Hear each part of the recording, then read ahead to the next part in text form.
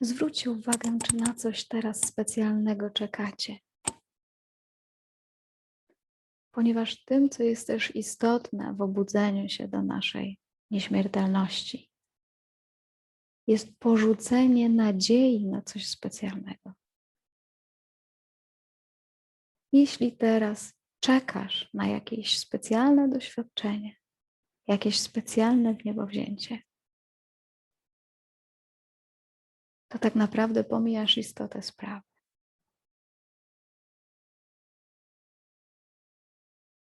Ponieważ już jesteś i nie musisz zmieniać żadnych okoliczności w tej chwili do tego, by dostrzec istotę samego siebie, świadomość. By sobie uświadomić świadomość. Ponieważ nie jest ona zależna od Twojego wyglądu, od Twojego doświadczenia życiowego, od Twojej płci, od Twoich preferencji, od Twojej mądrości, od Twojej dobroci. Nie jest zależna. Jest całkowicie niezależna od wszystkiego. Więc nie trzeba się chwytać specjalnej nadziei na coś innego. Że jakieś inne doświadczenie ci to potwierdzi, albo kiedy się zmienisz, to dopiero tak się stanie. To jest jedna z największych pułapek duchowości całego naszego życia, na którą się wszyscy ciągle nabieramy.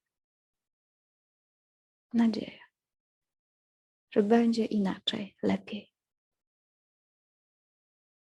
Ale nie potrzebujemy tego, ponieważ ta nadzieja odrywa nas od tego momentu.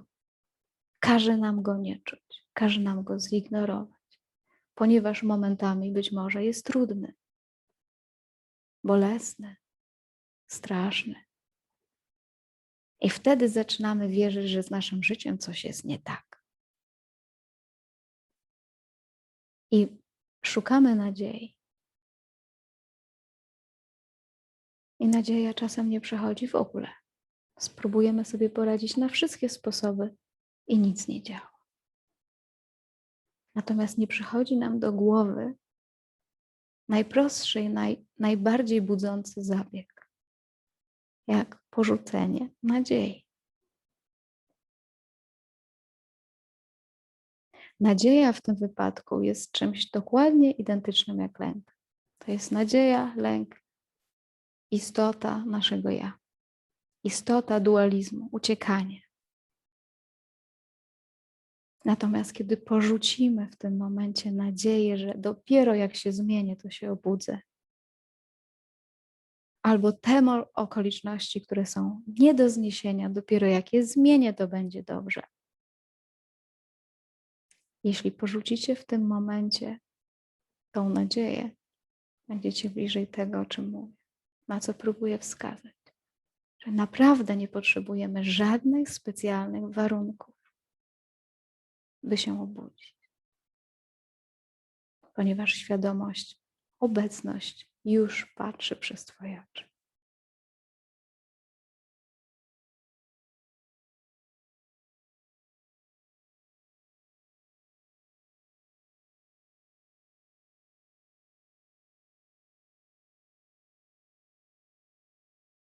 Więc czasem mamy też taką nadzieję, wchodząc w to życie, że ono będzie jednak trwało wiecznie. Takie życie nasze, tutaj ludzkie. Albo że będziemy zawsze piękni, młodzi i bogaci. I z czasem ta nadzieja porzuca się sama, zaczynamy dojrzewać.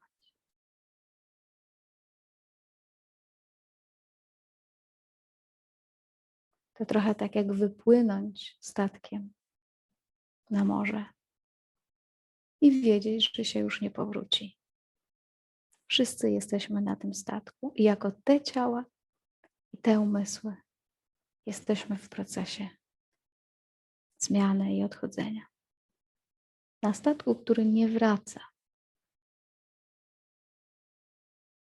Natomiast jakaś część nas, z którą masz w tej chwili kontakt, jest całkowicie wolna od tej podróży. I w wdechu i wydechu, nawet w tak prostym doświadczeniu, możesz to poczuć. Gdybyśmy mieli 5 minut życia, teraz, ostatnie 5 minut naszego życia, wystarczyłyby one na odkrycie naszej jaźni. Kontemplując chociażby to, że wszystko, absolutnie wszystko pojawia się we mnie, w Tobie.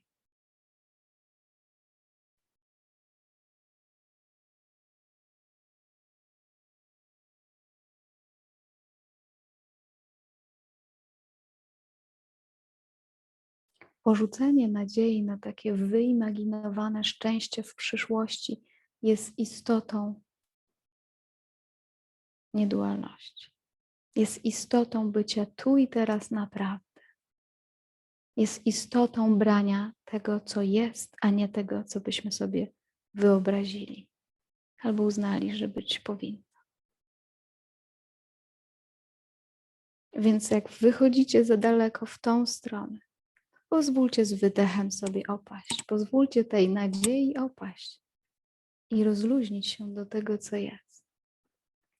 Rozluźnić się nawet do najtrudniejszych okoliczności. Ponieważ każdy z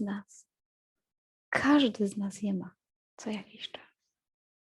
Przekonanie o tym, że ma ich kiedyś nie być, albo że będzie tak w pewnym momencie waszego życia, że już nie będzie żadnych trudności, problemów, cierpienia. Porzucenie tego przekonania jest wolnością. Więc zwróćcie uwagę, czy wychodzicie teraz z tego momentu. Zbędne złudzenia, nadzieje na coś innego. I czy możecie na wydechu odprężyć się do tego, co jest, jakimkolwiek jest.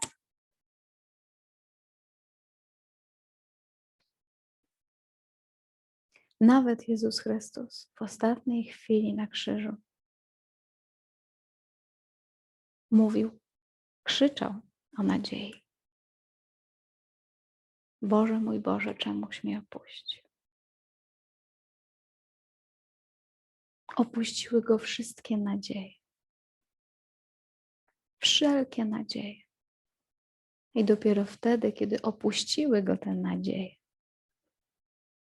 obudził się do życia wiecznego. Do tego, co jest, do nietrzymania się jeszcze więcej. W najgłębszym tego słowa znaczeniu, jaki może być.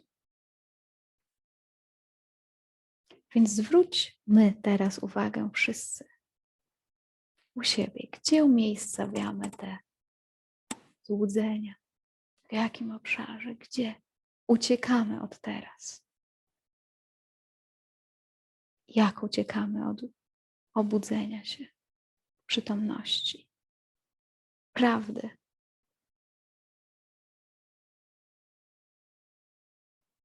I pozwólcie sobie na to, żeby z wydechem mogły się one rozluźniać, a my moglibyśmy się odprężyć do tego, co jest.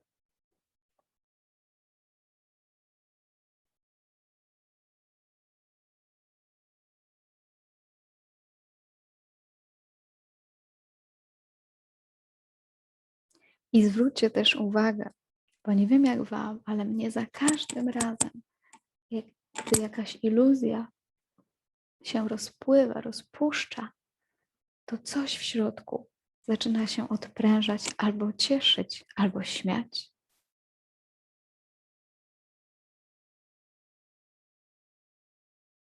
Z tych ucieczek.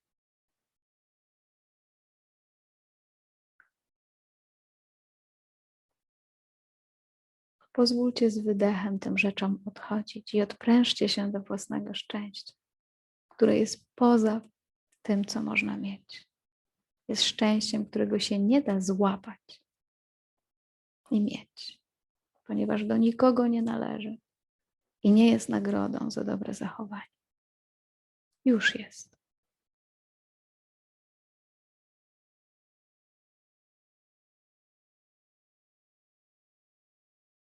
Tak naprawdę codziennie przechodzimy szczęście i nieszczęście w naszych myślach, w naszych stanach. I codziennie możemy też zaobserwować śmierć naszych różnych rozczarowań. Dajcie sobie teraz na to chwilę, żeby się rozpuścić do samego siebie. I nawet to powstawanie myśli, powstawanie różnych złudzeń, też się tym kompletnie nie martwcie. To jest jak wdech i wydech.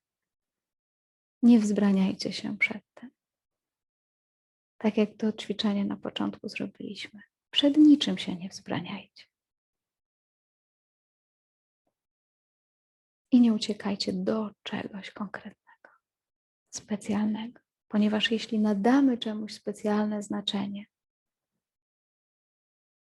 to już tworzymy tą nadzieję, która nas oddala.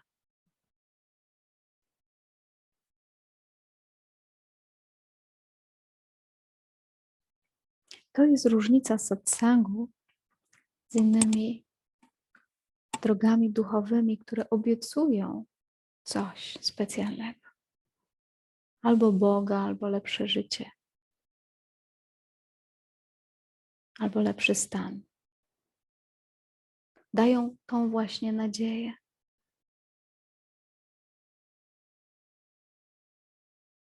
Natomiast na satsangu trochę inaczej do tego podchodzimy. Ponieważ tutaj tą nadzieję się traci, że ma być w jakiś specjalny sposób, że powinno być inaczej.